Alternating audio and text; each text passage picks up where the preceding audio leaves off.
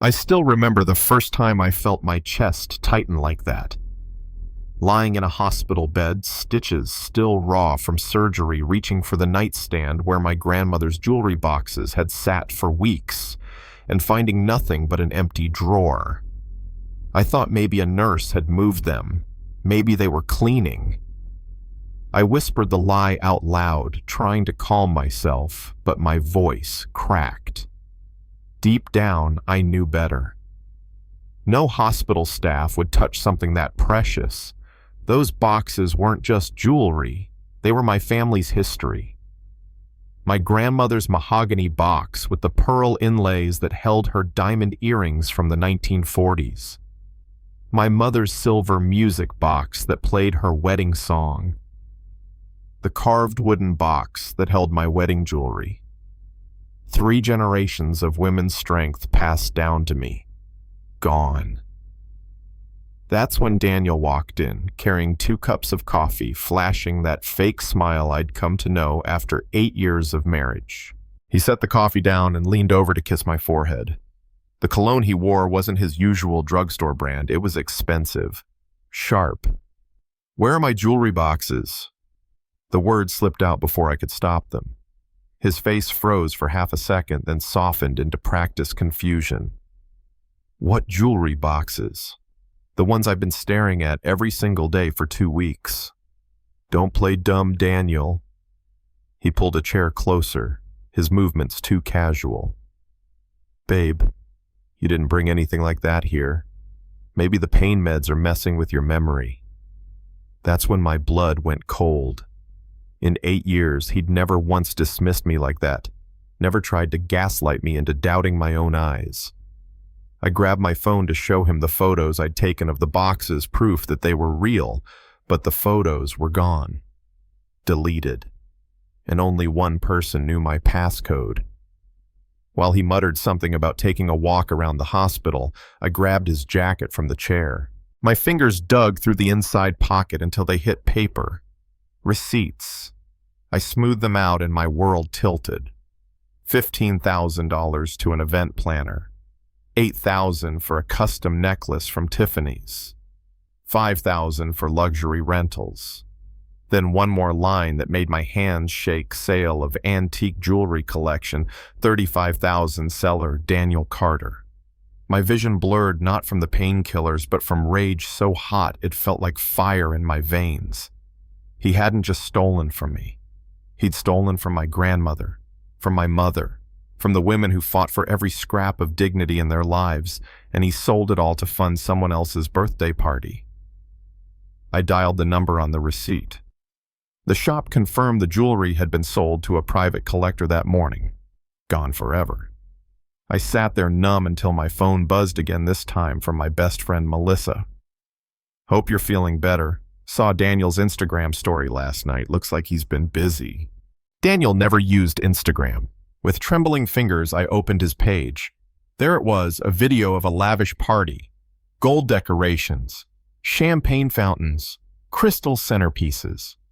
And in the middle of it all, a young blonde in a glittering diamond necklace, the same one from Tiffany's. The caption read, "When your man makes all your dreams come true, best birthday ever.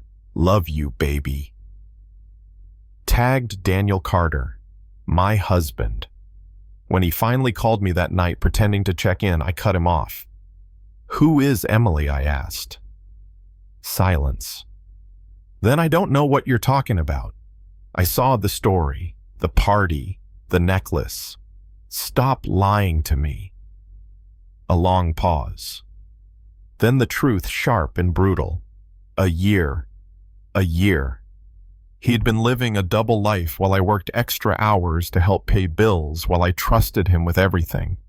I told him not to come back, not to the hospital, not to the house. He begged, then tried to twist the law in his favor. "We're married, it's community property," he said. "No, those heirlooms were mine before we ever met.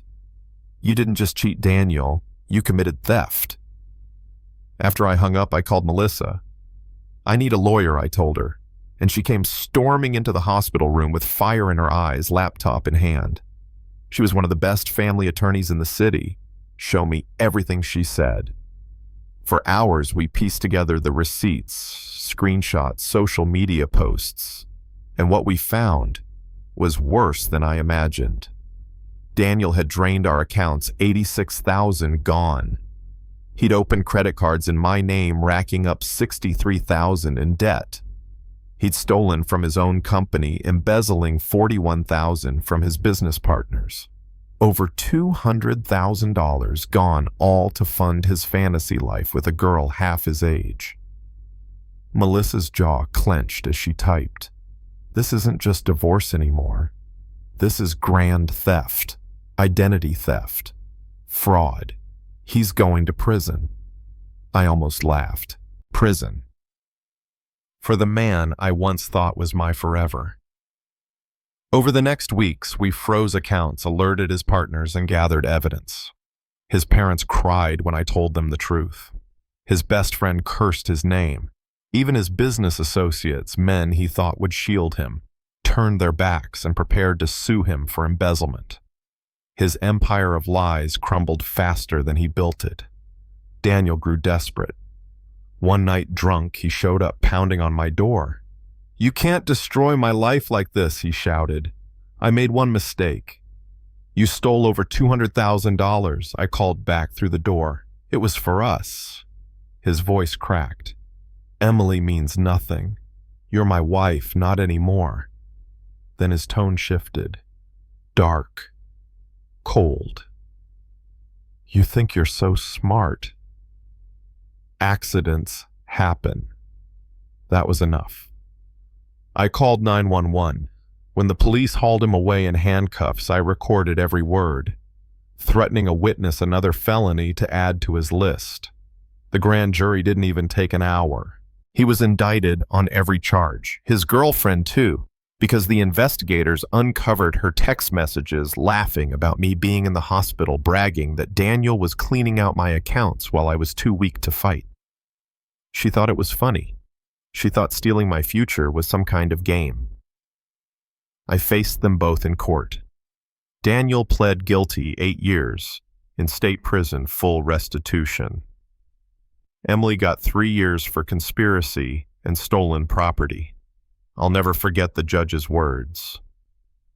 "While your wife fought for her life in surgery, you saw her vulnerability as an opportunity to steal. This court cannot ignore such cruelty." For the first time in months, I breathed easy, but the story didn't end there. With restitution money and Melissa's guidance, I started a nonprofit to help other women who'd been financially abused. We taught them to track their accounts, freeze assets, demand justice. In 2 years, we helped 47 women recover millions. And then one day my cousin called. A collector in New York reached out. He bought 3 antique jewelry boxes that match your description. He wants to return them. I broke down crying. My grandmother's earrings, my mother's music box, my own wedding jewelry coming home at last. The man refused payment, said returning stolen property was just basic decency. That night, sitting in my grandmother's old chair, I thought about how Daniel had tried to strip me of everything. And yet losing it all gave me something bigger. A mission. A voice. A strength I never knew I had. And here's the part that still stings. Daniel wrote me a letter from prison 2 years later saying he was sorry. Said he finally realized how cruel he'd been. Maybe he meant it. Maybe he didn't. But forgiveness isn't about him. It's about me. I let go not for his sake, but for mine.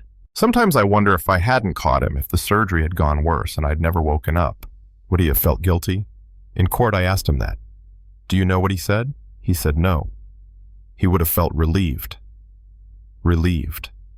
That's the man I was married to. So I rebuilt.